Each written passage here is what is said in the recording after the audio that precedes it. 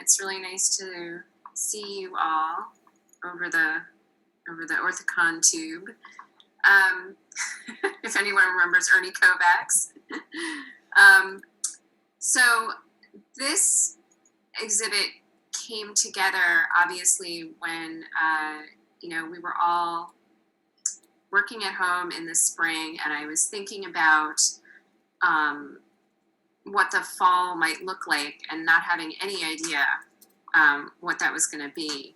It just seemed to make sense to give some space and a forum for us to share what we have all been making during this time, especially when we went into lockdown, we went into quarantine. I think that, those of us who work creatively had experienced some pretty profound shifts in the way we were both thinking about our work, and then how that thinking affected our making and our process.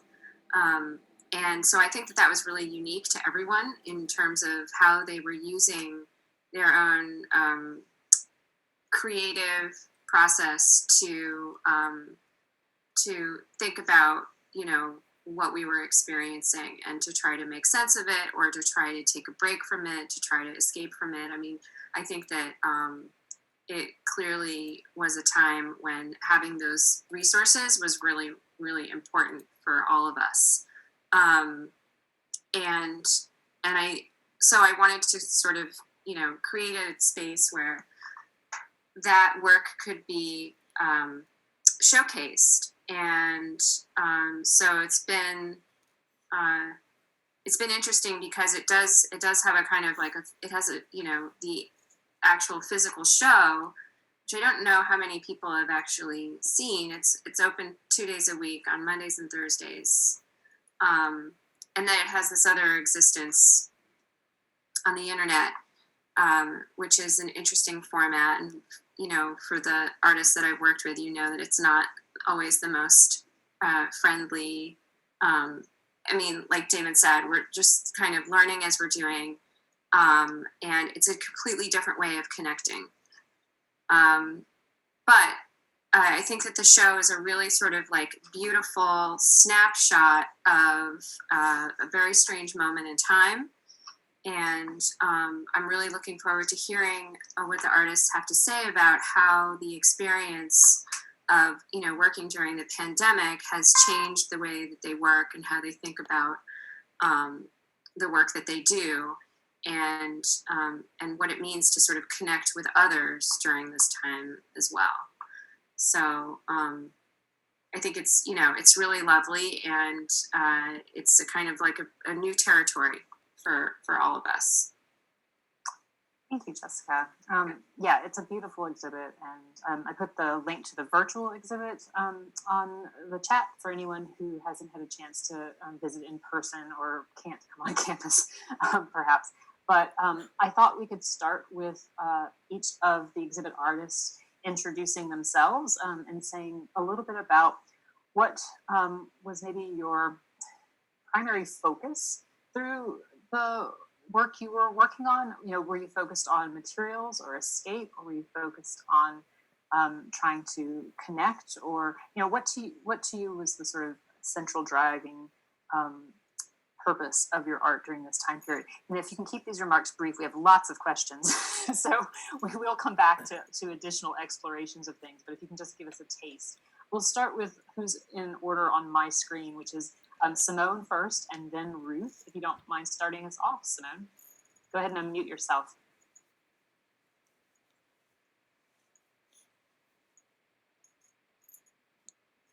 Hi. Okay, well, to answer the question, COVID sort of came about at the beginning of my sabbatical, where I was working on trying to get more awareness of the plight of the refugees. And in February, I worked with an organization that had a exhibit at the Mickelson Gallery in Northampton on which actually had refugee art from the border that was done there, and a group that witnessed what was going on there. And the refugee issue is very dear to my heart, and it was sort of getting lost with the whole COVID um, situation, but it's still there and it's very much affecting the refugees.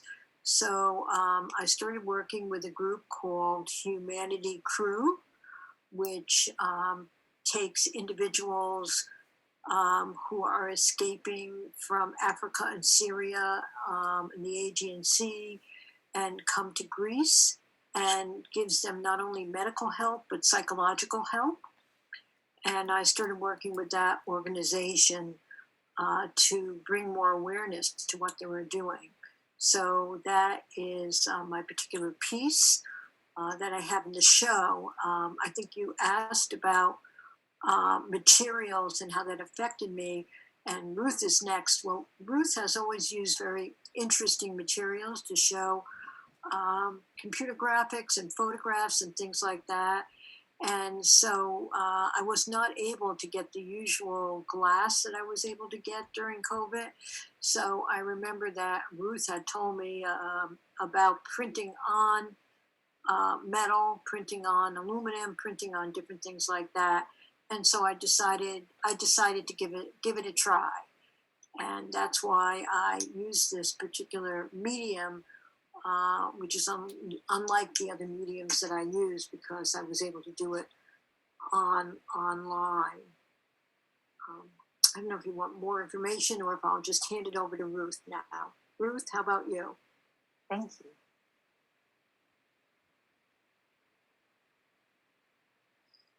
All right, I'm there. So I, on the other hand, I came out of this and it's sort of a weird way. I felt it was a blessing, a way to slow down and just enjoy who my world is, and the very quietness of my world, which is, excuse me, my sock is being pulled off, being at home and sort of enjoying my little family, which are dogs, and my wife, and just being there. And so I was doing a lot of just trying to remember how to draw. And because I haven't done a lot of drawing, I've done a lot of photo montage for the last 30 years. So it gave me a chance to stop and sit and draw.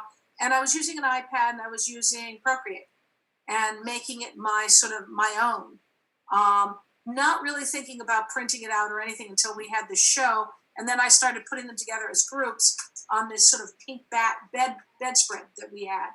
So that you sort of had this feeling of action and whatever. And I always think about a little bit of the Japanese motifs of things coming in from different sides. But it was basically just a place to stop and take stock of the fact that, I live in a beautiful place and I'm lucky. Okay, that's it for me. Thank you, Ruth. We'll come back. We'll say more. Next up on my screen is Trish, and if you and Missy Marie might want to speak together, taking turns a little bit, introducing yourself and your process and your pieces, just giving us a little overview. You want to start, Trish? You have the C last name.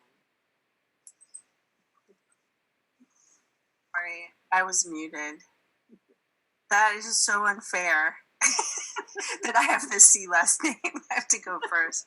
You don't have to if you don't want to. All right. So what is the question is about how COVID affected the work? Is that kind of the question?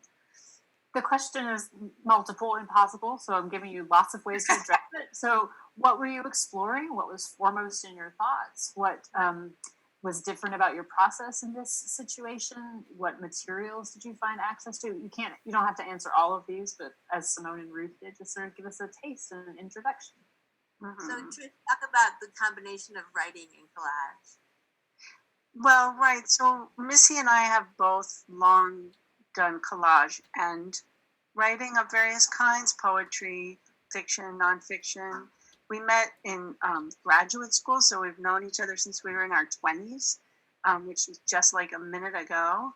And so we had started a project before COVID where one of us would make a collage, give it to the other, and then that person would make a poem inspired or prompted by it.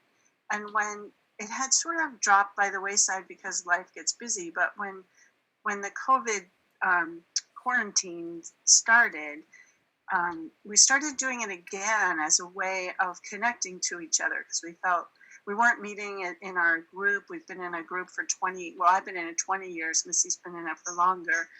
That meets every Monday night, a poetry group. We weren't doing that. So for me, it was a way to reopen this connection, a really important creative connection between the two of us during a time that felt very isolating.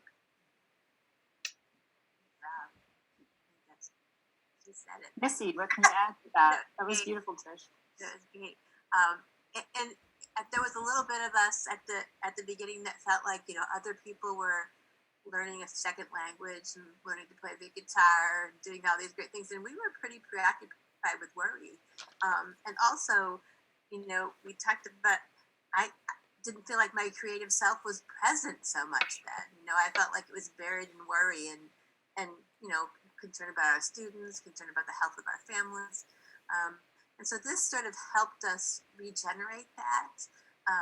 And it really was that connection. And we'll talk more about you know, the state of the world, which has entered our thinking about it as well, but that'll come later. Thanks. Thank you. Can we hear from Kelly? And then after that, we'll go to Justine.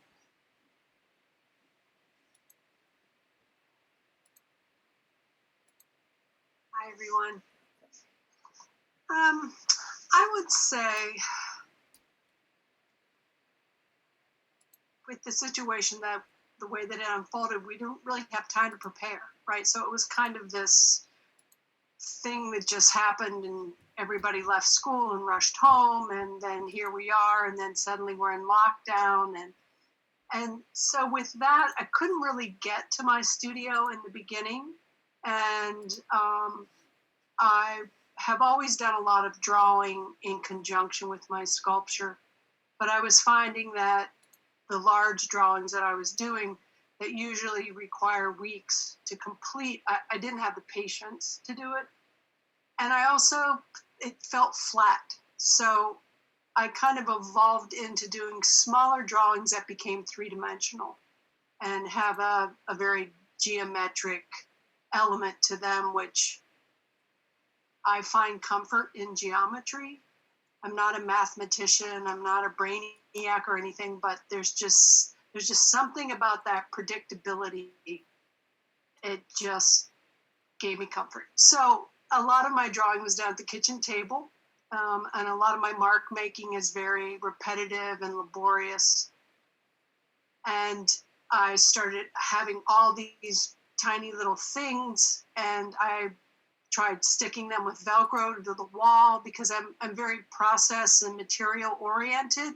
And when I start working, I don't have a particular end goal per se. I start a conversation with the material,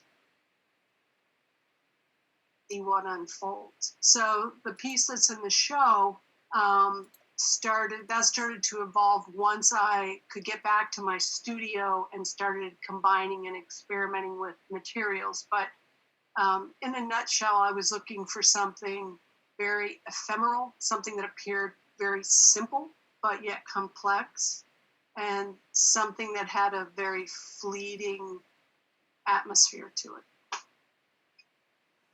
Thank you, Kelly. Sure. Professor Diamond, and then Professor Poser. Thanks, Becky, and thank you, Jessica, for putting together the show. And I just love this conversation. And you know, I actually am enjoying the ability on Zoom to have these conversations, I think, fairly easily and accessible, relatively, like in terms of physical accessibility. But anyway, so, you know, my creative work is writing. I'm primarily a prose writer. And I found, though, that when we were in March and the sort of uncertainty was happening and also a lot of sudden changes at the same time, that I, like a couple others mentioned, I couldn't focus. And writing is, for me, is primarily a solitary endeavor. I mean, I may not be literally in front of my computer screen, but I'm in my head a lot. And so personally, like, lockdown doesn't really affect me as a person so much because of that, but the anxiety was such that I couldn't work and I couldn't focus. So I wanted to create games to connect my family. There's only 3 of us in my immediate family, and we have a teenager, and she's old enough. We've always been playing these kind of creative games with her, and so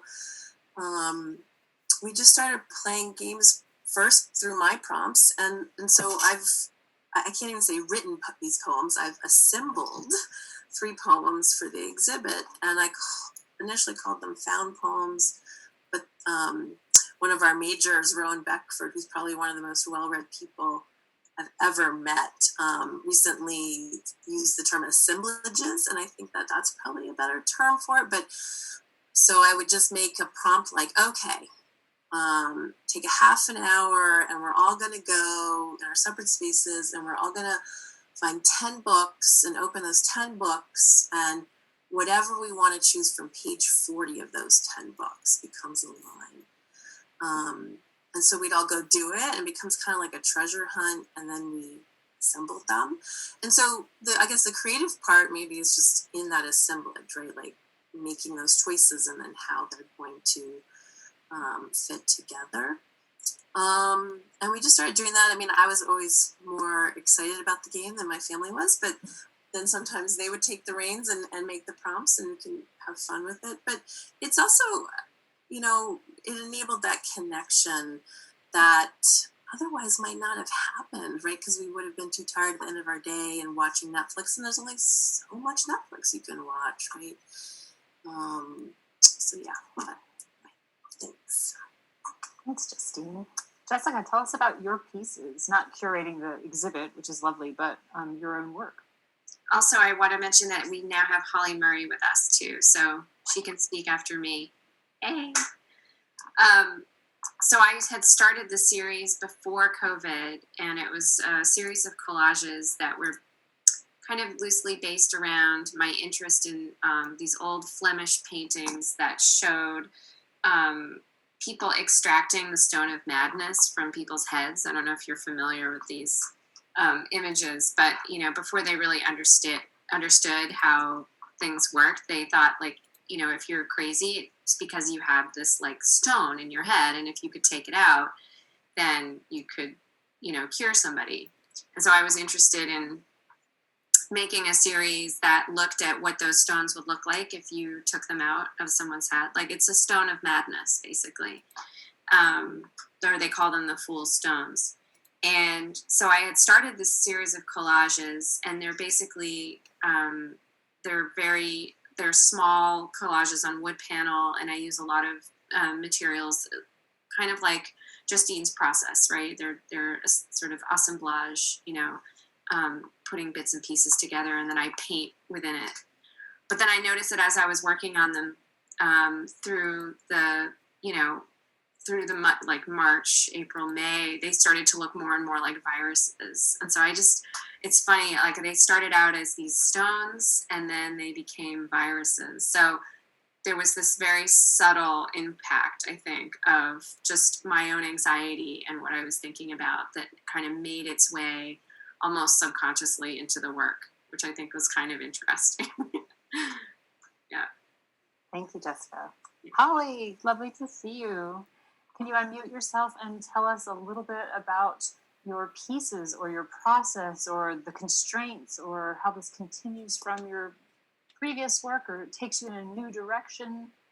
Anything that would help us put your works in a frame or context. First of all, I apologize for arriving late. I had 7:30 on my whatever. And then I just looked at this paper that you sent, and it says 7 o'clock. So first of all, apologies to all. I'm excited to, it's always great to talk about your work in some crazy way. I don't know why, but I want to read my artist statement. What I said was, in times of extreme volatility, my practice has always been to return to clay. It's not a conscious decision, it just happens. And I think of clay as the mother of us all. Earth, it's alumina and silica with glass-like properties, super fragile. The comfort of repeated process, rolling coils, building structure, form, support, extruding, building like a net or filter, all these notions filled my head. Nest, home, shielding are metaphors for a serious time of changes in our world. These nest shields are part of a larger project that I've been working on, incorporating bluebirds and keystone animals. So just before the virus, or as the virus is hitting, I've been working on, as I said, this installation about the environment, and I've utilized the bluebird lots of times in my work, and so I was making these giant Supergirl bluebirds that are like saving the earth, and then the little animals. The animals are very, very tiny, and keystone animals, as many of you know, are like super important for the environment. You can't have nature without them. So the minute, like, where were we? March, right? All of a sudden, this horrible thing happened to us, and I'd been thinking about nests anyway. I wanted some wall work to go with this installation, and I wanted to abstract the idea of nest.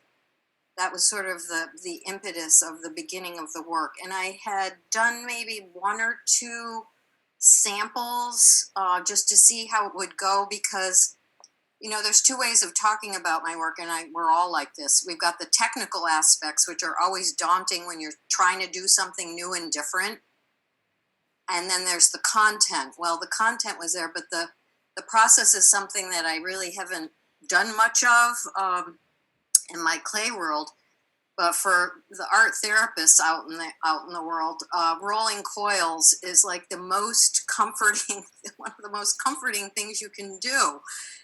And, you know, I just, like I said, returning to clay, get in there, start just rolling these things, trying different forms to see. I didn't want them like I didn't want them like nest, like I wanted them sort of like on the wall, like shields. And so the work just unfolded, and it became like obsessive. And I did maybe a half a dozen, 8 of them, and during this COVID period.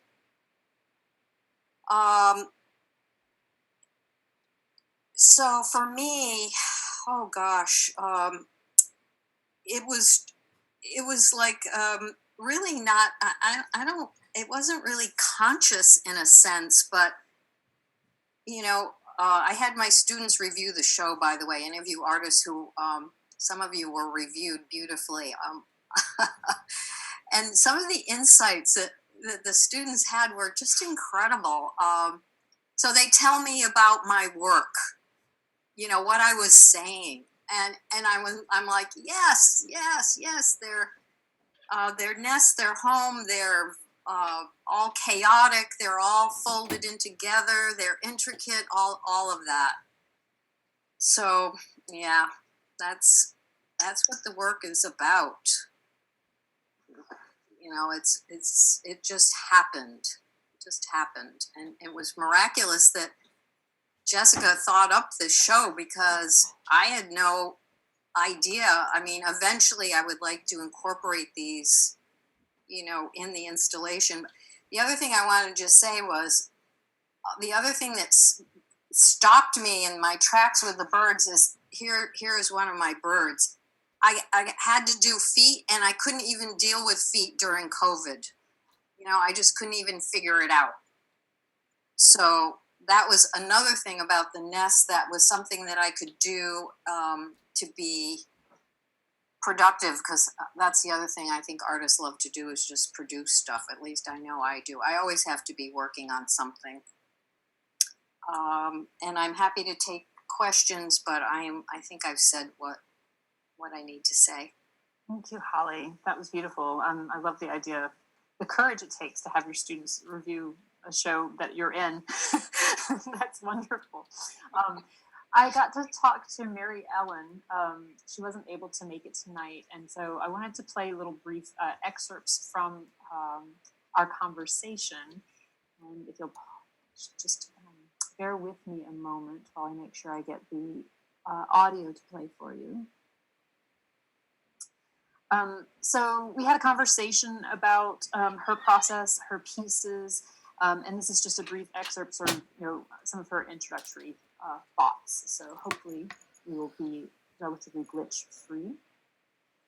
So many things there I want to follow up on. I mean, the first is that you talked about resources and constraints and how you dealt with that. And it sounds like you found that a source of sort of inspiration rather than a source of restriction and confinement.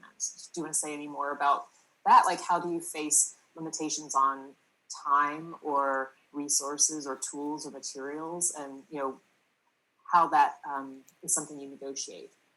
Well, that's something I think art therapists are used to doing, and we are used to working with string budgets, found objects, whatever we can find, and working in a hallway, in a closet, wherever we can get the art making to happen. So it's not that unusual, I think, for art therapists to be flexible in this time and not be so emotionally overwhelmed, because we're used to trying to put that back out, the transference of it. So for myself, one of the things that has always helped me to work, whether it's on writing or anything else, is I can't have anything else going on. It has to be sort of an isolated time period where there's not a lot of other things happening. So that can be my entire focus. And then I minimize it. I go complete, minimalistic. The very essential things that I would need to create what I want to create, whether it's writing or art or playing with the photography, trying to simplify it down to the basic of that genre is kind of my goal. Mm-hmm. Because I've learned that things don't need to be complex. They need to be simple. So that's kind of how I work with it. And I like simple, quiet times. So it actually, as someone who's a little bit of an introvert, I'm actually getting kind of tired of the simple, quiet times. But, it actually does help me with my artwork. It helps me to focus a little bit. Yeah, absolutely. And it sounds like you also sort of addressed how you follow a particular form or medium of expression, and then you like to change things up and break it down. So it sounds like this was in some ways a shift from some of the art you were doing before the pandemic and the trauma hit. Would you want to say a little more about that? Like, how is it different from what you were exploring before? Well, I joined this photography group online, which is like a challenge. And at first I thought, I don't know, it's just one of those challenges. But they're actually professional photographers, and they look at photography as an art. And so I started to really pay attention to my skills, which, drawing and sculpture and stuff, and how to sort of look at photography that way. And I've always done photography, but I've always and I've taken it seriously, but the whole pandemic really made me use the resources that I had and not have to go out and buy anything else, right? Mm-hmm. Because when you're hunkered down, you should hunker down in more than one way. And I have a dog here. What were you doing? And he's eating something. I don't know what it is, but I guess we'll find out. It'll work out or it won't. It didn't really. I don't know if it changed the way I did art, but the photography was new to me. So starting the photography and really getting focused on it, say last fall into this year, is one of the things that I think sort of sparked this inspiration. And it actually.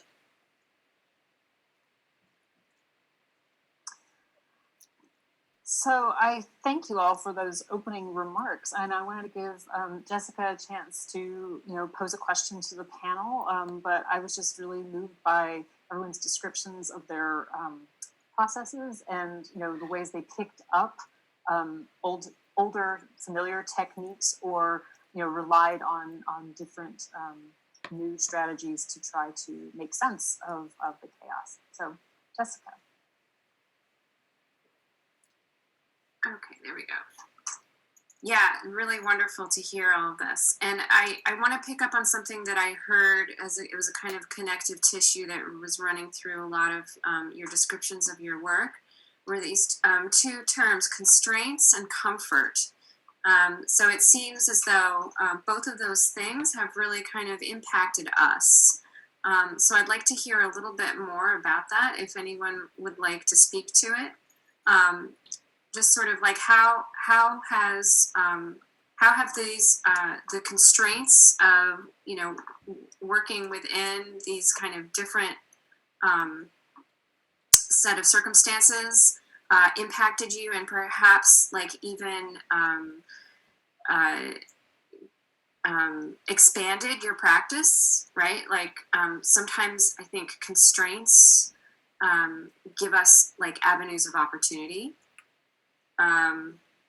And then, well, I guess that I'll just leave it at that, and then we can ask a question about comfort, because that's another thing. Is there anyone? I'd be happy to start if that's okay. So I absolutely believe that constraints are actually a real powerful tool for creativity, and one of the things that in my creative writing classes, sort of the unlearning that often has to happen are those kind of romanticized notions of what writers do, and that we kind of sit and I don't know if this applies to visual other artists too, but that we sit around and we wait for inspiration to strike. But no, it's actually that's a constant sort of practice of it in a generation, and someone said just being productive. And so I think that's why I like suddenly ran to create rules. I was like where are the rules? And I mean, not to make it sound more grandiose than the initial kind of impetus, but I found that those sort of controlling those constraints then allowed me, and I hope my co-collaborators here, to feel more playful. There is a comfort there somehow, in that sort of feeling of, okay, there's safety within those, but they're restraints, they're constraints that I made, right? Or someone I agreed to, right?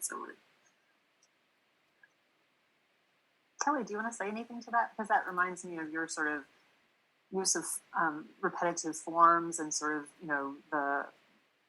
the shapes that you incorporated. Yeah. Boy, I got to focus on one thing here, because I'm like, what? I think that constraints can tether us in a way, and that if sometimes when I'm working on a piece and as I explained, it's a conversation and it's not working, then I go, well, maybe I'll explore this avenue or this material or that material. And I have a studio full of crap that I've saved for over 30 years. And I couldn't get to the studio to try those things. And then I realized, is that just a trick for me not to resolve my issues right here, right now at the kitchen table kind of thing? It's like, this is what you have where you are right now. Work with what you have kind of thing. And that helped me, because it was suddenly, you've got this limitation and you just sit there and you make it work. And eventually, with the mark making, with the repetition, there's endless possibilities in drawing. It's just countless combinations. That's what's so wonderful about art and your brain. It's like you can just keep on moving and stacking till the cows come home. And I think that I agree with Justine that sometimes when you create those boundaries, it holds you in and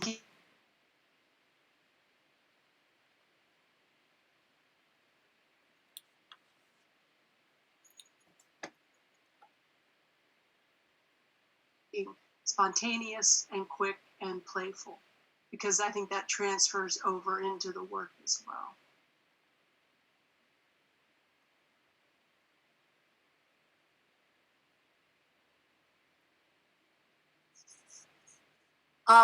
So just in those terms, I think that's one of the things about artistic process is you always start out a little bit kind of like woo, and then you slowly move everything down until you sort of someone says, and then you say when you write your artist statement, it's like, oh yeah, I was doing this and that and the other thing, but usually you're just playing in your little head and then slowly moving it together. And for instance, with mine, I knew that I was going to be doing linear work. I knew I was going to be doing filled shapes, and then it just sort of evolved into doing a lot on the dogs. I mean, there are a whole bunch of other ones that were done, but those are the ones that really sort of hung together as a group.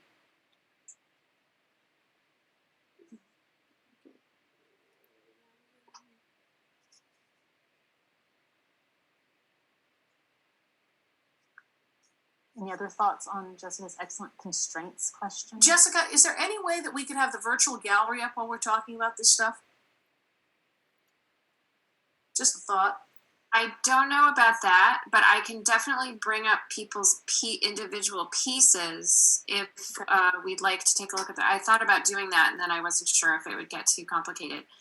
But if there's, it might be actually easier for me to like bring up work if that's useful. I just think that, you know, when we're talking about the work, it always makes sense to see what the work itself looks like. Though we're all awfully cute. Mm-hmm.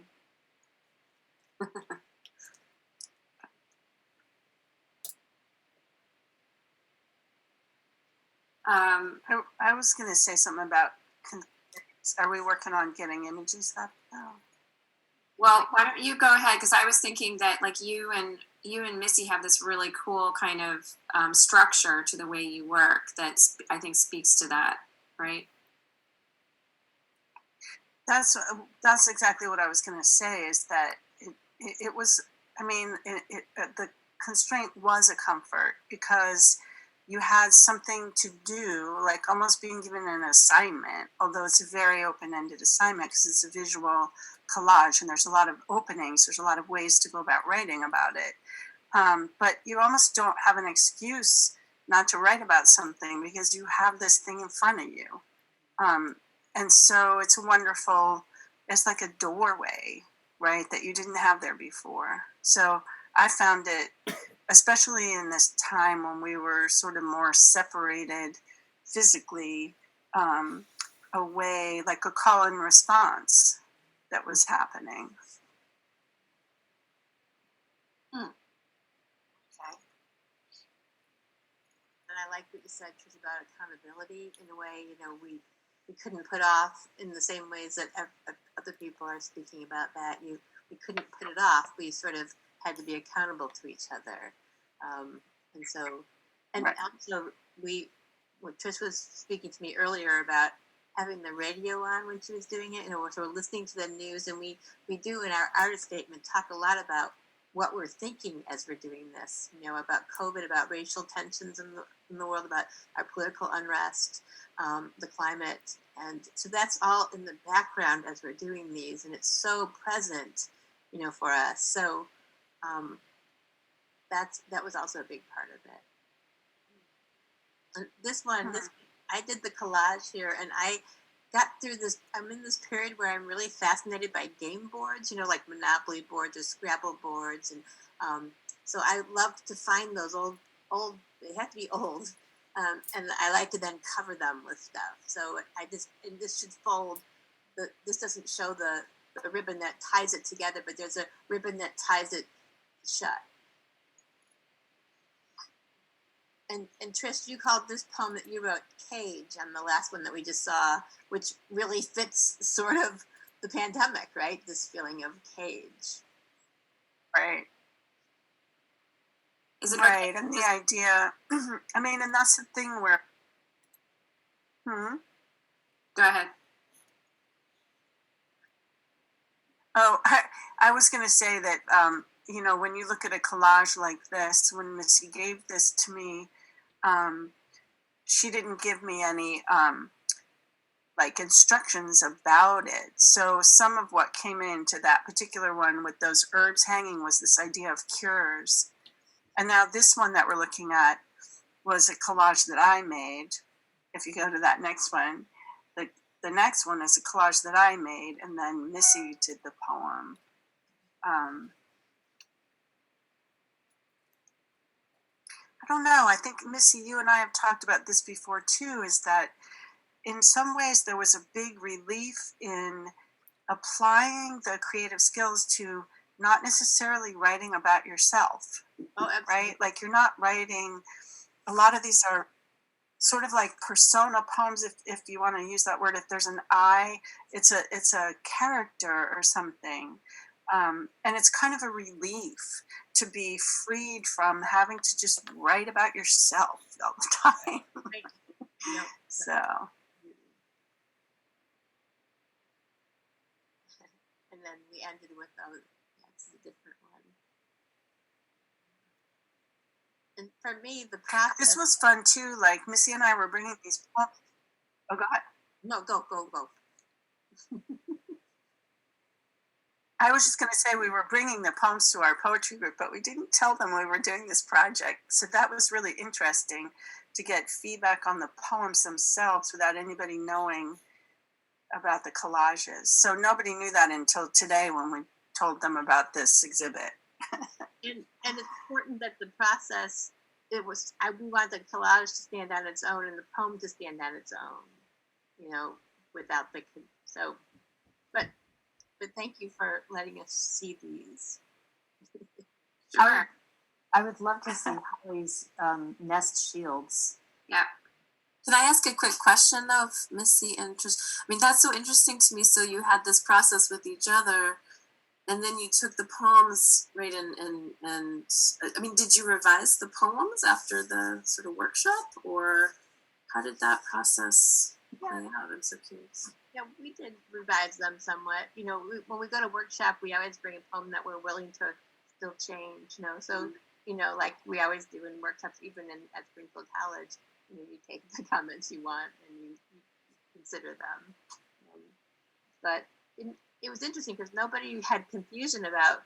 They didn't wonder about what it was about or what we were referring to. And several people said, "Oh, this is so fresh for you. This is really fresh work." And we thought, oh, maybe we should have been doing this sooner. But so that was kind of nice. Yeah. That's interesting. Yeah. Thanks. Well, and the critique was interesting because then you focused on the poem outside of the collage, and you were freeing it from whatever references it had to the visual, if that makes sense. So I found that a really interesting level, and then we're bringing them back together again. So whatever. But now we should move on to this next work here, Because we definitely want to allow everybody and our guests to ask questions of the panel too. And I would like the panelists to think about another piece in the gallery, not your own, that you really admired, because that could be a chance for us to sort of highlight some of our favorite pieces. It's interesting, Holly. I talked to Justine's class about the whole show, and something that they brought up was that, and they totally, got the nest shield thing without even me saying the title. But then they were also talking about how that they were kind of uncomfortable, or we were talking about how they were kind of uncomfortable too. Like you weren't sure if you wanted to lay your eggs in there, right? Like they're a little bit, it's interesting. There's a little danger there. Yeah. Definitely. Let me unmute if I can. Or am I unmuted? You are. Yes, definitely. I think that thread runs through all my work, and partially because I'm so invested in what's going on in the world. And I believe that artists are seers, sayers, truth sayers. And we don't have, we don't have any boss. We can say it the way we feel it, the way that we perceive it. And so the other aspect of art, and particularly my work, is it's that dichotomy, between the healing and the injury, like the cure and the poison. that narrative has run thread through my work ever since my work. I think, you know, post grad school, I guess we would say. Can we see his work? Is this Holly's work? I don't know what I'm looking at. You're looking at dogs right now. No, I'm looking No, on the right that's hand. Kelly's. That's Okay, is that a drawing, Kelly? Oh, I'm sorry. You're not seeing the nests? no, that's Oh. Kelly's fabulous floating. All Is right. that a, Sorry. Yeah. I thought I was sharing the nests. You did have them up for a minute. Okay. yeah, Here we go. it's I'm sorry. confusing. There There we you go. go. There you All go. right. Yeah.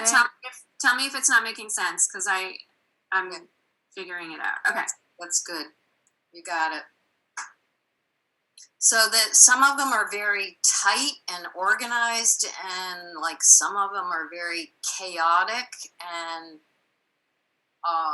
you know, believe it or not, I was thinking of Jackson Pollock a little bit. I'm embarrassed to say that because you know, but we have this huge history, and you know, when I was in undergrad, you know, abstract expressionism was all like, you didn't have a woman teacher. You had all like a lot of testosterone driven faculty, and you know, I absorbed some of that, and I don't think it's a bad thing. I guess I don't want to. I mean, there's got to be a balance, but there's something also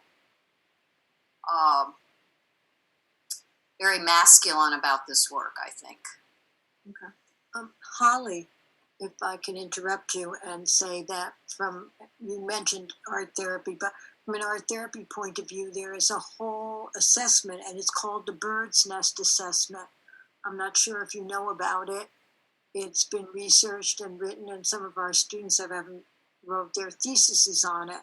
And it's all about how one makes a bird's nest and the whole thing about attachment and what that might mean. And in Jackson Pollock's work, he worked a lot with Jungian analysts, and in his work, with his earlier work before the drip paintings, had to do with attachment and attachment to the mother. So that's interesting that you bring that up there. And I was very attracted to this new work of yours. And if you'd like, I'll send you some things on the bird's nest attachment. Sure.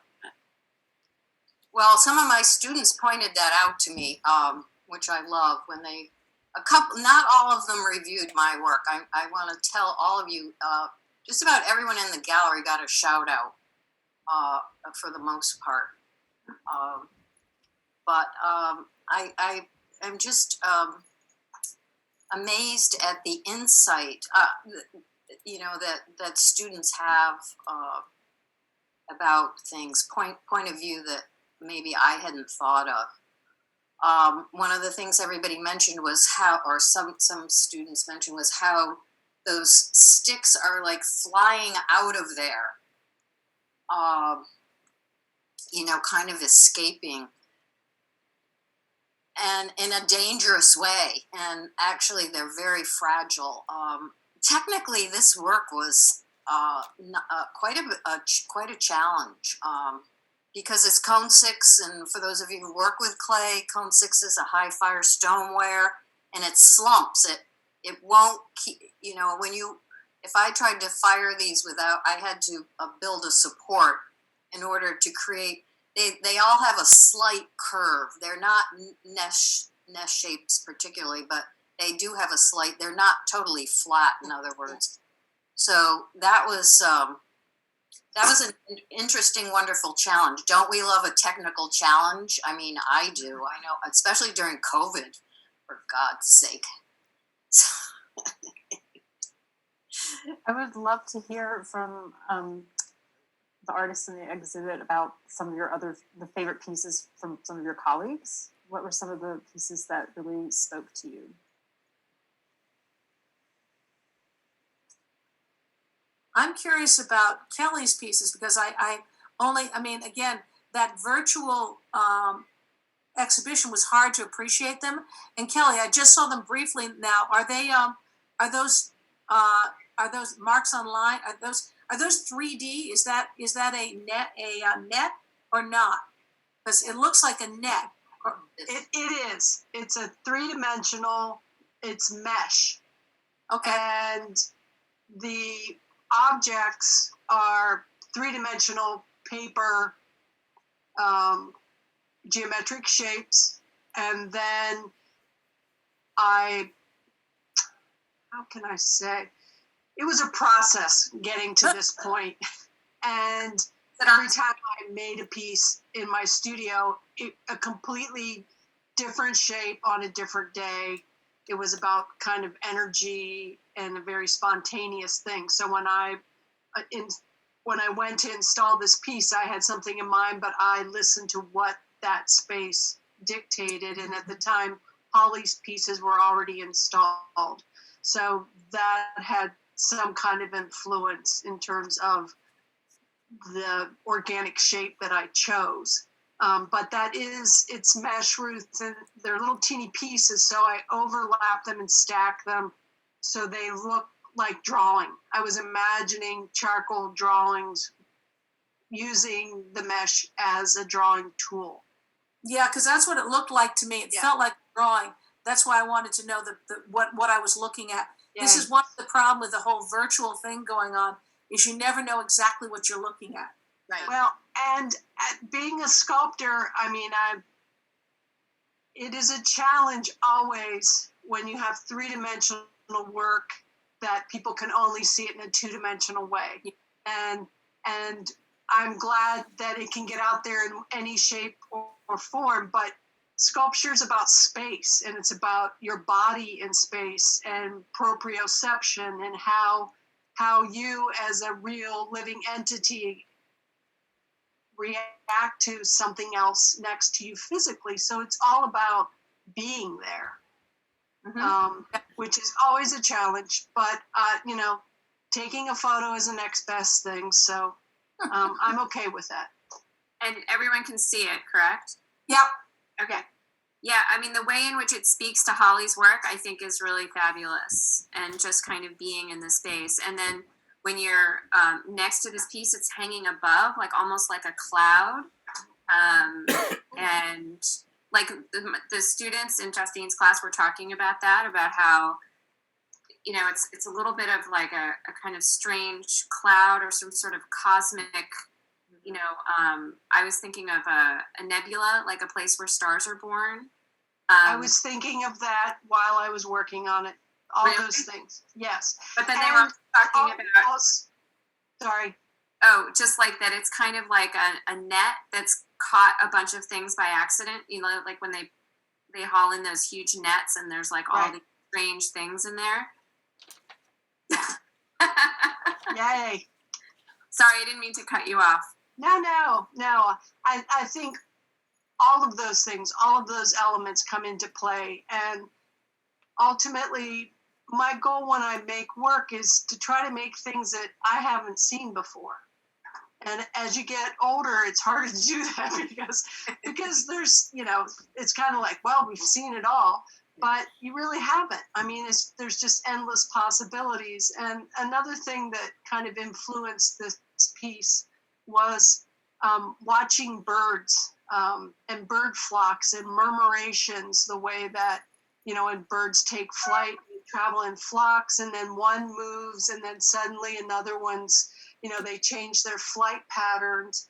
And so my goal was to try to create something that felt like it was there, but you could turn and look away and it'd be gone. So it wasn't, now you see it, now you don't, kind of, not trickery, but just, just something that has a presence that you can't put your finger on. Yeah. Love it.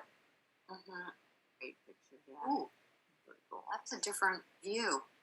Yeah, that's a different piece in the studio. I was showing in the beginning, before we installed the show, I was showing Jessica kind of where I was at with this work. and explained to her that I probably couldn't come in and recreate that, nor would I want to. It's kind of like, it's a different day, it's a different time. And it was also about feeling like I had the confidence to go in there and just kind of throw something up in a couple of hours and walk away. So that was a big challenge for me, because I love to just sit there and nitpick till the cows come home. You know, I'll work on something forever, which isn't a good thing if you want to be productive.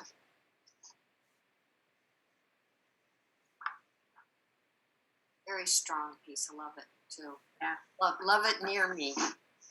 Thank you. And Jessica's work too, I think, works beautifully. That whole room is so satisfying. You don't see it, Ruth, but you know, the smaller gallery. Those three artists are in together, and it works really well together. It's almost says another thing. It does say another thing. I would look for our audience to get to ask the panel questions too. So you are welcome to put a question in the chat, or just write questions so we can recognize you and you can unmute and ask individuals or the panel as a whole something that is on your mind. So while our guests get their courage up to do that, the panel can continue their conversation. But we want to move to include our students and community members too.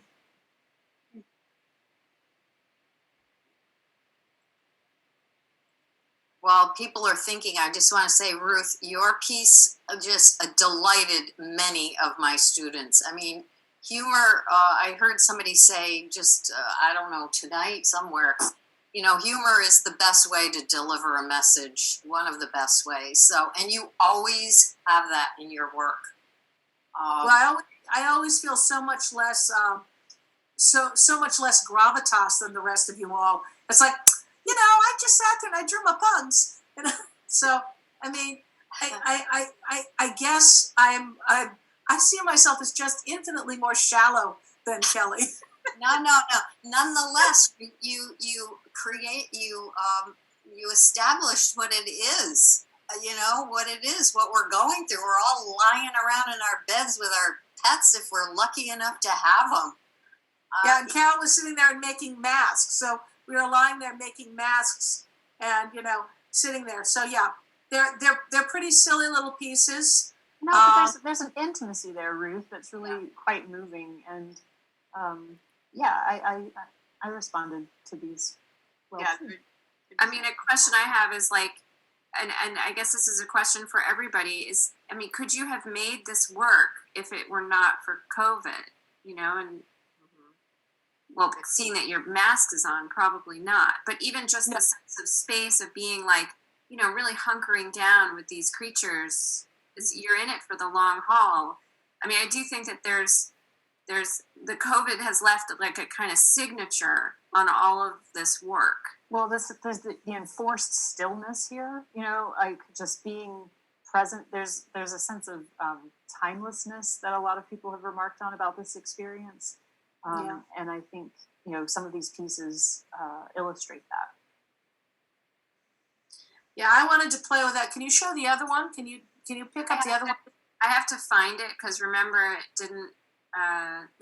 So there was a matched pair. There were a matched set. So on one side was supposed to be all the dogs and Carol, and the other side all the dogs and me. So you know, because we were sitting there sort of, and she was drawing and with the dogs. Stop briefly. Yeah. So it was just sort of a, you know, just them and us. And I've moved on this summer to doing flowers in the garden with this style. But my favorite one is the one in the upper right-hand corner with the heart, because it really feels very Japanese to me. It also just feels like the raft, right? The bed is like this refuge, and you know, the most important things in your world, and security and comfort, and the device, which is this, you know, connection outside. There's just a lot of very symbolic, iconic parts of this experience captured here. Yeah, it was, as I said, there was a lot of, when you weren't doing your Zoom with your students and trying to freak out, you were trying to sort of like hold it together and, just sort of be present and enjoy the fact how rare it is that we all just get to sit with our loved ones and just be.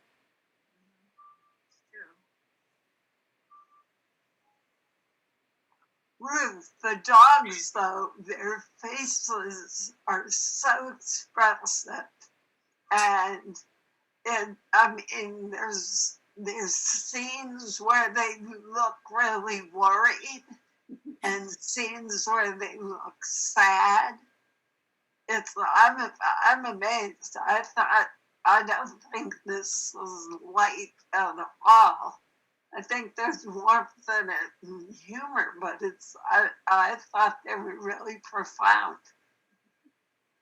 Thank you, because I enjoy, working with the dogs are so expressive by their nature. And, at this point, we're now working on to the Grumble, all the third ones come in.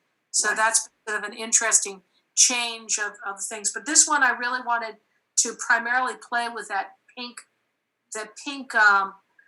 comforter and the dogs, because that was sort of like the whole thing about it was Daisy, Charlie, and Carol and me on this bed like a raft. Yeah.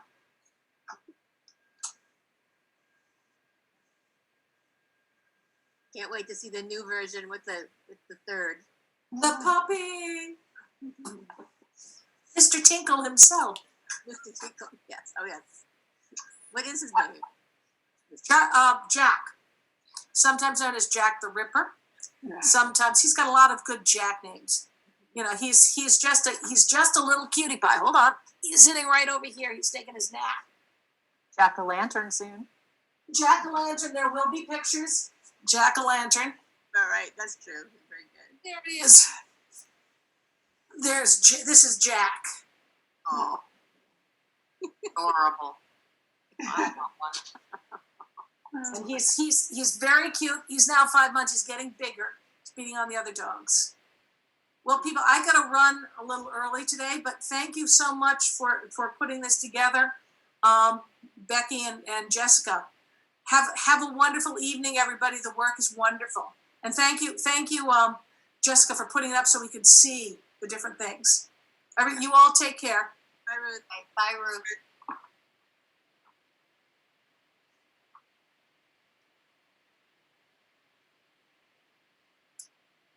Becky, I don't have a question, but I have a comment for Holly. I have one of your plates, Holly, from years ago that's a beautiful navy blue outline of a bird. I think it's a little stronger than a bluebird. It looks more like a crow. But whenever I bring food to people as a gift, I bring it on that plate, and I says, I'm sharing the bluebird of the happiness plate with you. Well, it might have been crows. Remember when we had that crow invasion on campus? And Yeah. Unfortunately, Ruth just left, but she did a whole series of artwork about that, and I might have riffed off of her. I don't know. So I tell the people they can keep the food and the wishes for happiness, but I want the plate back. It's beautiful.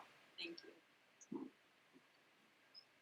Well, I wanted to give a shout out to Simone's piece, Simone, did you talk about your work before I got on?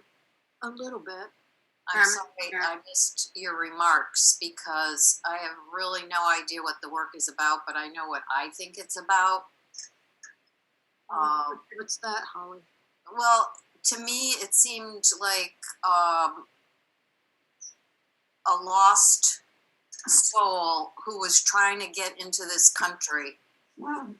And the dead bird, of course, symbolizing not only death, but rebirth. So, despite the hopelessness I mean, I looked very carefully. Those toes they feel like, somebody who has walked many miles. That was sort of my interpretation of it. So a sadness, but also the rising of the phoenix, although I don't know what that bird is really. It's interesting that you asked me about that. And you're doing nests and birds, and birds seem to be a theme. But I'm doing a series of dead birds because birds, and this baby birds, because birds are something of flight, and they're something of freedom, and they belong to a group, and they're the first animals who get affected by environmental problems and issues, and just so many things about birds. So I played around with learning about Photoshop. I still have a long way to go during COVID, and I like the idea of putting a symbol in as an art therapist that would represent many things. So this actually is a photograph. Originally, the photograph is taken by Humanity Crew, which is a group out of Palestine that work with refugees in Greece. And so this actually is a Syrian refugee. I changed the coloring a little bit. So I'm appropriating the images with permission and changing them. And I changed the walk and put stones in it and added the dead bird and sort of like drops of oil or rain or something, and of the plight of the refugees who are trying to walk and trying to get somewhere, yet they're stunted, and they see others that are lost, that have not survived, that so many of them have not been able to go on. So, yeah. Simone, that's a beautiful description of your collaboration with this group, and that was a theme too in a lot of people's work. Some of you, worked kind of independently, but Justine's collaboration with her family, and Missy and Trish's collaboration with each other, and then you sort of taking and manipulating and adding to the themes of this image. That's kind of interesting if anyone want to speak more to that idea of collaboration. Yeah.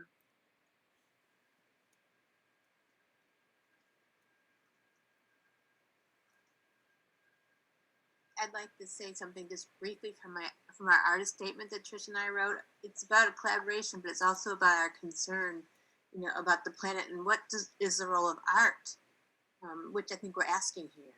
So it's just a paragraph. I'm just going to read that.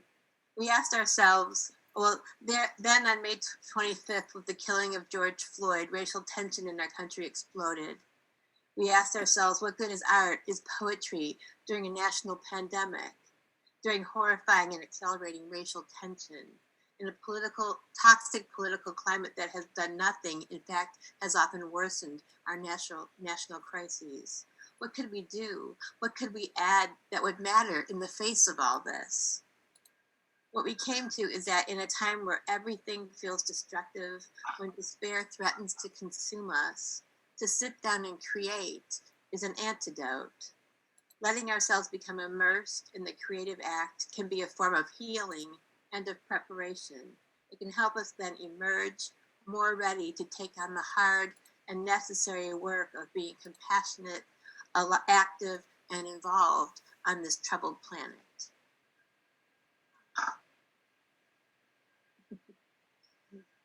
Yes. Thank you, Missy.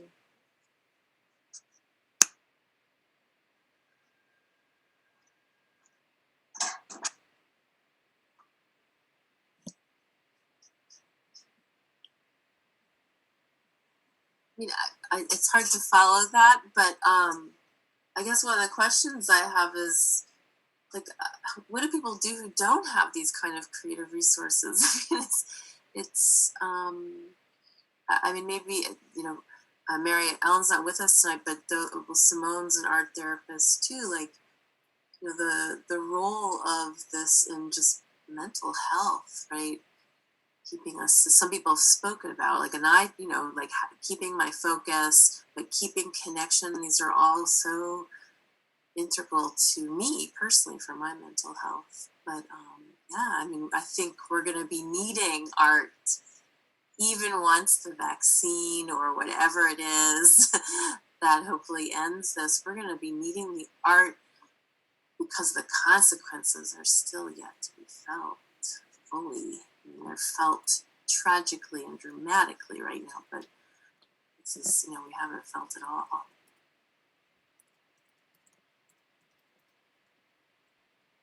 Yeah, I was going to say one thing. I read the New York Times cooking section really avidly. And one thing I've noticed is people are cooking more. I think that's really a trend. And not only following recipes, but the recipes are changing so that there's a lot of substitutions. If you don't have this, maybe you have something else, And so I think that's, when you say, what do people do who don't have this creative outlet? What I hope is that people are finding more ways to be creative in the things that they do anyway in their life, like cooking. That's my hope. Well, I know in my neighborhood, a lot of people are doing puzzles. So go figure.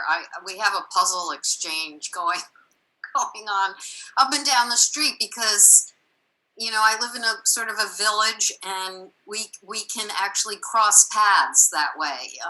We have community, even though we can't really get together. So I never thought much about puzzles, but I wanted to get in on it, with the neighbors and be part of the gang. So, and the other thing everybody was doing in my neck of the woods is growing stuff, little gardens, sort of like victory gardens. That was another big theme this summer. And mine is still pumping out. We just had, I wish Chris Haynes was here. He gave us some beans. Did anybody get those beans? Did you, Jessica? Did you get those bag of beans? I planted them and they're like Roma yum beans. I've never seen anything like it. They're incredible. So anyway, that's off the cuff. Magic beans. Magic beans. Well, folks are welcome to stay as long as they want and continue the conversations, but I would just love to, before we lose any more of our artists, give them all a warm round of applause. Let's unmute ourselves and say thank you for bringing us a beautiful, resilient art show. Thank you. And for speaking so beautifully about your work and each other's with such appreciation and humanity and compassion. It, I think, was really insightful to get to hear what you were thinking and what happened even without you thinking about it, that you realized was happening. Any last thoughts, Jessica? And then we can move on to completely informal conversations. No, it's wonderful.